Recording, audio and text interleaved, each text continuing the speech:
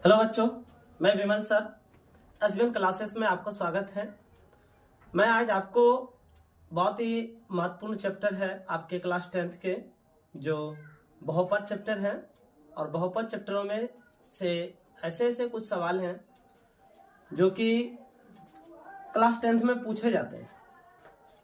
ये बिहार बोर्ड के जो एग्जाम होते हैं इनमें से पूछे जाते हैं, और इन चैप्टर से 5 नंबर का पूछा जाता है।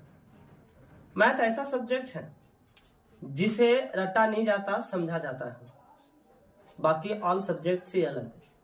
जैसा कि हमें पता है और आप सबको भी ये बात पता होगा कि मैथ जो होते हैं, जिन बच्चों का अगर मैथ सही हो तो स्वतः उनके सभी सब्जेक्ट सही होते हैं, क्योंकि मैथ जो है वह बहुत अच्छे सब्जेक्ट हैं।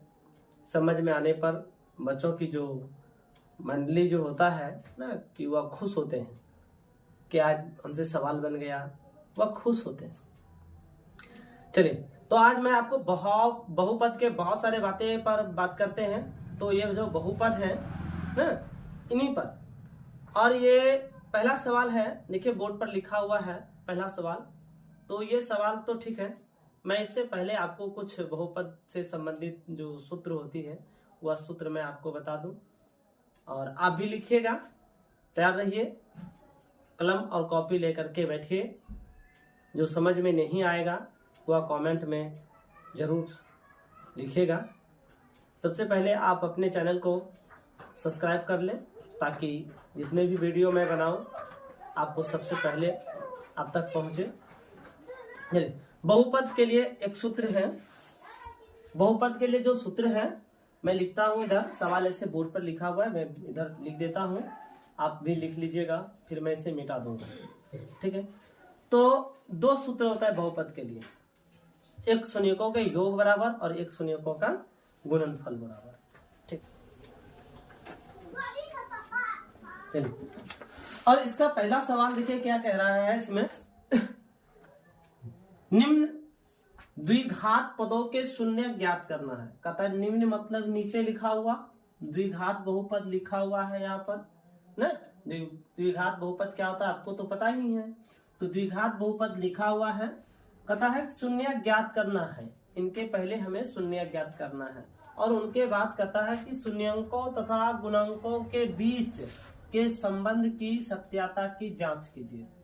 कहता है जब दोनों शून्य निकल जाए तो इस शून्यंकों के जो बीच में है, जो संबंध है, जो रिलेशन है इनसे, उनको हम क्या करेंगे, सत्यापित करेंगे, दिखाएंगे कि ये जो मैंने बनाया, जो शून्य निकाला, वह सही है कि गलत।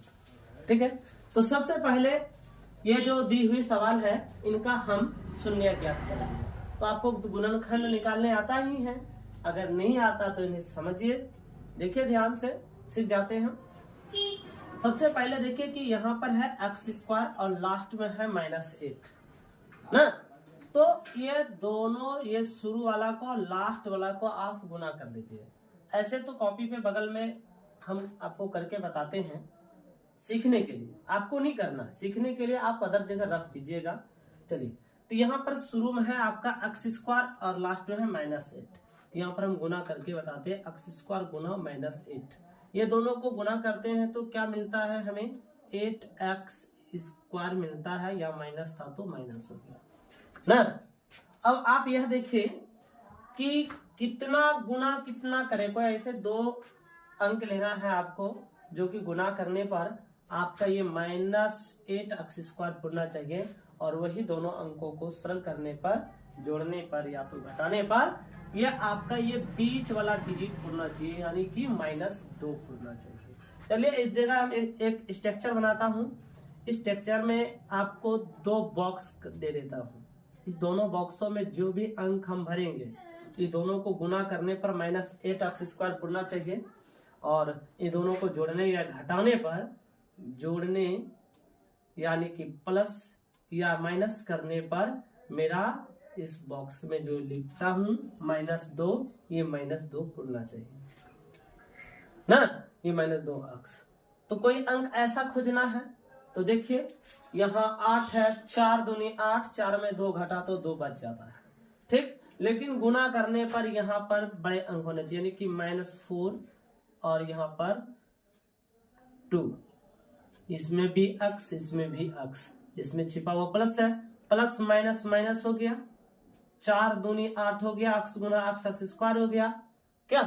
और उसके बाद देखिए ये प्लस माइनस माइनस चिन्ह माइनस हो गया, क्योंकि बड़ा है, इसमें बड़ा है 4 इसीलिए, और 4 में 2 घट गया, 2 बच गया। इसका मतलब है कि ये -2 अक्स के जगह पर ये दोनों बॉक्स को हम इस बीच वाले स्थान पर लिख देंगे ना। उसके बाद देखिए तो अब ये -2 जो 2x है, इनके स्थान पर ये दोनों बॉक्स वाले को हम लिखते हैं। चलिए शुरू में है आपका x स्क्वायर दे दिए, उनके बाद है क्या -4x, उनके बाद है +2x, जो लास्ट में उसे आप लिख दीजिए, लिख दिए। उनके बाद देखिए क्या करते हैं कि इनका हम कॉमन लेंगे, कॉमन ये दोनों में ना। कभी कभी बच्चों कॉमन लेने में आप लोग मिस कर जाते हैं ना, प्लस माइनस पर विशेष ध्यान देना पड़ेगा, क्योंकि आप लोग अब बच्चे नहीं रहे, क्लास 10th में चले आए हैं, तो ये प्लस माइनस की जानकारी आपको होनी चाहिए। चलिए आगे, ये दोनों क्या कीजिए कि ये जो शुरू में है एक्स स्क्वायर और माइनस ये -4, सॉरी मिस्टेक हो गया, ये एक्स स्क्वायर -4x, और फिर इसे कॉलम में कर दीजिए, बीच में प्लस है दे दिए, फिर ये 2x -8। आगे ये दोनों में देखिए कि क्या है, यानी इसमें x है तो इसमें भी x है, इसमें 2 को है, इसमें 1 को है। चलिए एक x बाहर कर लेते हैं, बच जाता है आपका क्या, बच जाता है क्या 1x, और इधर से x बाहर ही कर ले तो बचा 4। चलिए फिर से इस दोनों में देखते हैं, इसमें 2 है और इसमें 8, तो 2 वाला पहला में 2 भी है और 8 भी है, तो 2 कॉमन हो जाएगा क्या, ये 2 कॉमन ले लिए, बच गया इसके पास x, और ये प्लस यहाँ या माइनस, प्लस माइनस माइनस, 2 को 4 बार अगर 4 बार हम पढ़ते हैं तो ये 8 उड़ता है। देखिए दोनों बॉक्स का अगर सेम आ गया, समझ लीजिए कि अगर ये दोनों बॉक्स में इक्वल आ गया तो आपका ये गुणनखंड 100% सही होगा।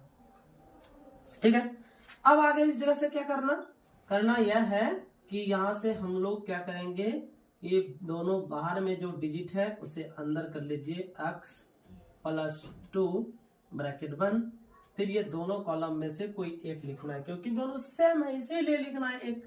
चलिए x -4, ये तो हम ज्ञात कर लीजिए ना।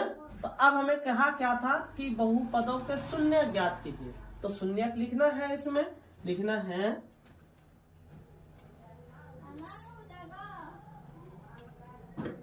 x² -2x -8 का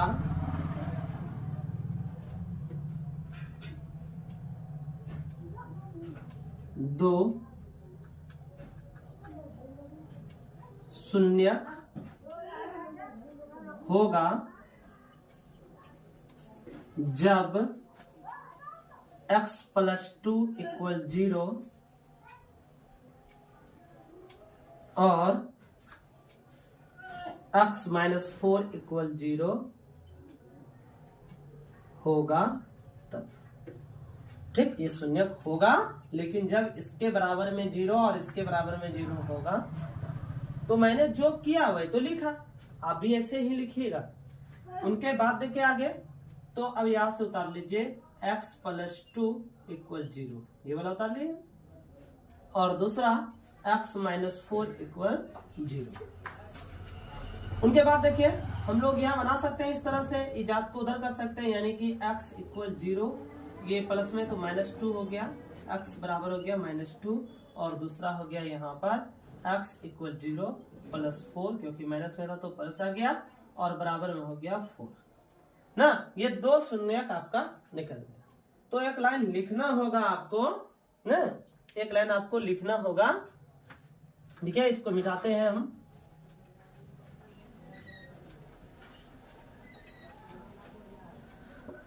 तो ये दोनों शून्यक निकल गया, कितना, एक का निकल गया -2 और एक निकल गया 4, यानी -2 और 4। चलिए यहां पर आप लिखिएगा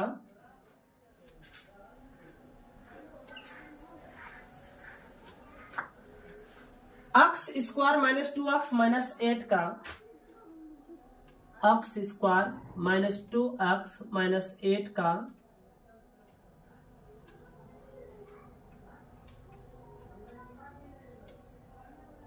दो शून्यक -2 और 4 -2 और 4 है। निकल गया। चलिए एक आंसर मिल गया। यहाँ पर देखिए शून्यक ज्ञात कीजिए, तो एगो तो शून्यक मैं ज्ञात कर लिया, लेकिन आगे सवाल में कह रहा है कि शून्यंकों तथा गुणांकों के बीच, ये दोनों के बीच जो संबंध है इनके सत्यता की जांच करना है। तो जांच शुरू, यहाँ पर लिखेंगे जांच। तो पहला जांच में आपको मैंने सूत्र लिखाया था, ये चैप्टर शुरू करने से पहले आपको मैं 2 सूत्र लिखाया था जो आपने स्क्रीनशॉट ले रखे हैं। देखिए तो जांच में से पहला में हम लिखाए थे 1 नंबर में शून्यकों का योग बराबर, तो लिखिए शून्यकों का योगफल बराबर -x स्क्वायर का -x स्क्वायर का कि x का गुणांक माइनस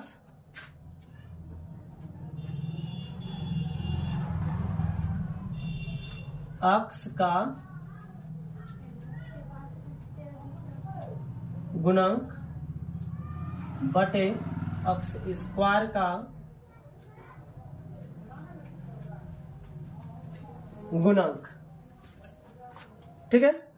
अब यहां शून्यकों का योगफल है, तो शून्यकों का योगफल जो है, तो यहां पर दोनों को जोड़ना, योग का मतलब जोड़ होता है, तो जोड़ना है। जोड़िए -2 योग मतलब प्लस, फिर 4 इक्वल माइनस, तो सूत्र में ही है x का गुणांक। सवाल देखिएगा यह है x के साथ किसका गुना है, -2 का, लिखेंगे यहाँ -2 बट x स्क्वायर का गुणांक, x स्क्वायर का गुणांक नहीं है आगे में, तो कुछ नहीं, तो आगे में 1 है, 1 दे दिए।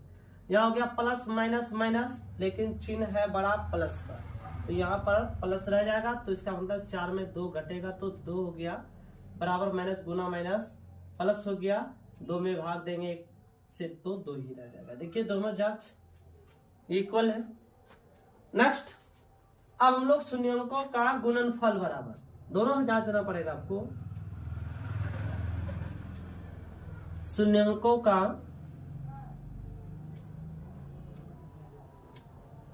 गुणनफल बराबर, सूत्र है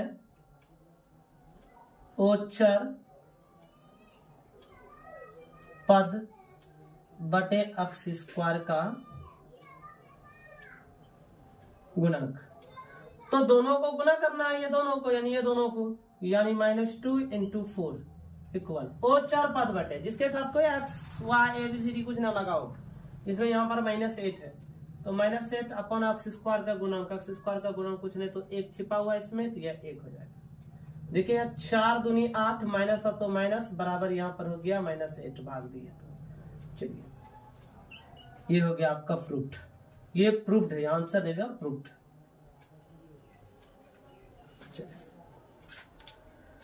फिर आप इसे स्क्रीनशॉट लेके रखिए, या तो कॉपी है तो इसे बनाते चलिए।